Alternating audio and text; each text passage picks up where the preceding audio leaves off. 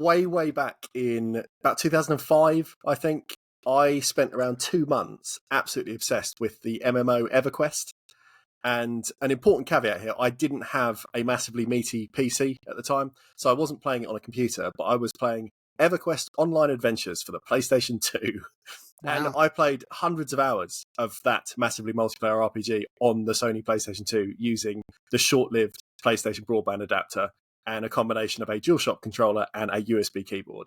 And it was absolutely not the optimum way to play a game like that, because performance was pretty horrible. The community was almost non-existent because no one else wanted to play it that way. The USB keyboard only worked 50% of the time because the PS2 had a USB 1.0 input and it just dropped inputs all the time, just didn't work. The Quest content was years behind the PC version, but I had a really good time. And it was basically my first and pretty much only taste of a proper community-focused MMO that I've ever played in my whole life. And over the years, I've always flirted with the idea of trying other MMOs because I like the idea, but as I got older, I've always been put off ever considering picking one up due to 3 main reasons. The first one is the potential to have missed story or quest content that I will then never see because I wasn't playing from day one, and that stresses me out as a kind of fear of missing out thing. The second, that I won't be able to enjoy the game at all unless I've got like a regular team or group of people playing, because the genre is generally not geared towards solo players. And 3, that timed or seasonal content would mean that I couldn't play other games at all, because I'd always worry that, I wanted to play Tetris for an evening, but as a result, I missed a unique raid or boss or something. So it's always just put me off trying. Now, just recently, like just before we broke up for the summer holiday, I started listening to a new games podcast called Into the Ether. Is it as good as ours? I think it's pretty good because it's very similar to ours. Oh, wow. I connected to it pretty quickly because it's very structurally close to what we do. It's 2 friends. They're talking about games they play and games they love. It's very much kind of backwards and forwards like we do, kind of bringing something to the table each time. Okay. Can we file a lawsuit? I think they predate us, so don't bring it up. But anyway, during the end of year wrap up episode of some time I was listening to, one of the hosts mentioned that they'd really enjoyed a particular chunk of story content in the online only Final Fantasy XIV. Oh yeah. And for some reason it pricked my ears. And I went, maybe I'd enjoy that. And this is a game I've heard talked about for years and years and years in different places and communities, because it's been running since I think 2013. But I'd never given it much mind because of all those worries I outlined before. It just never seemed like it could appeal for the things that I'd have a problem with. But for whatever reason, the way it was spoken about on that podcast made me do a bit of research, and it led to me finding out a few pretty key things about the game. Number one, you can do the numbers again. It's incredibly solo friendly. Like I would guess that about 95% of the game's content can be accessed on your own if you want. Or you can use AI companions for some of the dungeons or raids or bosses and stuff like that. It's very much set up that if you want to just do it on your own, most of it you can. The second thing, the game's expansions all work as kind of chapters, meaning that you need to finish the base game story before you can access the next chunk of narrative. So for all intents and purposes, everything that has existed in this game since its inception is still in the game in 2024. Like nothing has gone. It's just a new expansion comes out. That's a new chapter that you can play as and when you get to it. And most crucially, not only does the game run pretty much perfectly on the Steam Deck, but the game's free trial gives you full, almost entirely uninhibited access to about 100 hours of gameplay. Wow. So if you want to just test it out, there's no subscription, and that could probably carry you through 3, 4, 5 months, depending on the speed you're playing. Yeah. So if you want to use it as a test to see, is this for me? It's really, really geared friendly to be that. And I think you can build your character up to like level 75 or something like that before it asks for any cash whatsoever, and that's a lot of game in this thing. So at the start of the summer holiday, I signed up for my free account. I went through the quite lengthy process of installing and updating the game because it's a big old file. And within the first week of my holiday, I played it for like 30 hours. And I thought, I'm just like total convert now. This is what I'm going to do forever. But I had to stop myself because I then did get that nagging feeling that was like, I do quite like playing other stuff.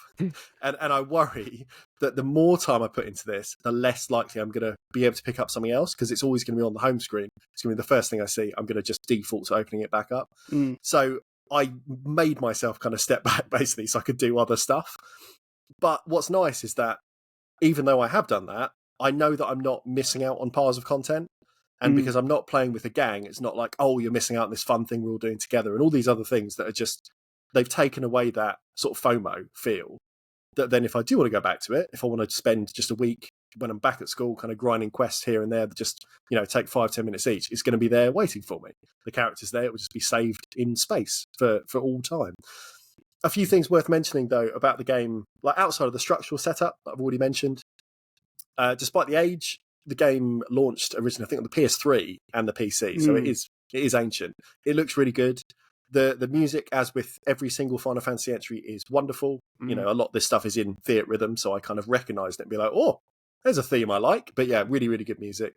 The writing, either in kind of the acted scenes that are voiced or in the small kind of text conversation and flavour text, is all really excellent. Properly like tasty, meaty stuff to kind of get stuck into. The controller setup as well works really surprisingly well for a genre that generally is built around kind of nested menus and the expectation that you're going to have like a full suite of keyboard controls. So even that works well. Like, it's a very, very friendly game to play. And the quests themselves are plentiful, and they strike a really good balance between the kind of meaningless collect 10 of this or kill 10 of that, as well as much more story-driven exploration and combat. And that's the bit that I think the diehards of this game really enjoy, that it's like it has had this massive long story that you can still go and kind of experience the whole thing if that's the type of thing you want to do. It's just really good stuff. And I'm still not an MMO guy. I'm not even really an RPG guy. Most people will know listening to this podcast. But I do think when I get the urge in the future to dip into this kind of experience, this is going to be the one to be, because it's so welcoming and accessible. It's basically going to be free for as much as I want to play it, because unless I get really, really absorbed, I'm not going to suddenly hit 100 hours of play. And it's very respectful of your time and schedule. So as open or closed as you want it to be, it is all things to all people kind of thing, as MMOs go.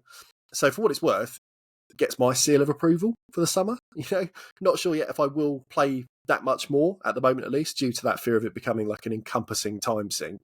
But it is proof positive, I guess, that MMOs can appeal to a wider group of people than I had thought, because it doesn't seem to matter what type of gamer you are, you can kind of find something that fits in an experience like this. And there may well be other MMOs that are doing similar stuff that cater for different gaming habits or likes or dislikes.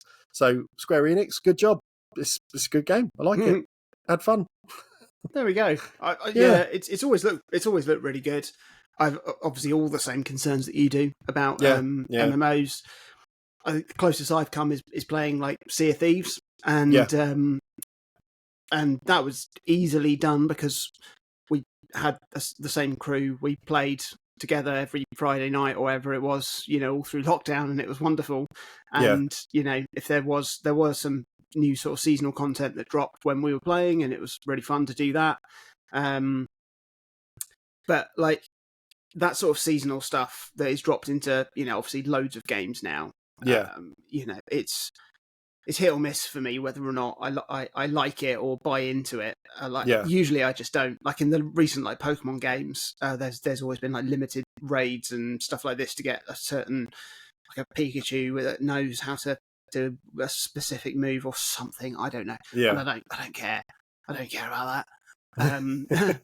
The nice thing about like Monster Hunter was that when new content dropped, it was then in the game. So I could go do it whenever I wanted, I think that is the thing that works particularly for me, is if I know that stuff is added and not taken away, because that's the bit that bothers me. And I think more and more games now, even if they have like a battle pass type system or something like that, a lot of them now will say, okay, you're working along battle pass A, call it, and then it might introduce a second one, and it's like, but you can carry on going, just finish up A as and when, and then if you want to do B, you can do that as well. And I think that's probably the right way to approach it, in terms of saying there's more stuff to do. If you want to play this for 1 million hours, the content is there, but we're also not taking that content away, because that's the bit that really bothers me. That I just don't have the time investment. I don't have the time to invest, kind of thing, to say I'm just going to play one game forever. So when they kind of endlessly layer new stuff, I like the idea that I could pop in a year, see all that stuff, and be like, well, loads to work towards now, knowing that it hasn't been binned. Because then it just feels like, well, there's more game if I enjoy it. And I think that's a fine kind of goal to have, as long as it's not something that precludes me from being able to take part in stuff just because I'm a bit slow.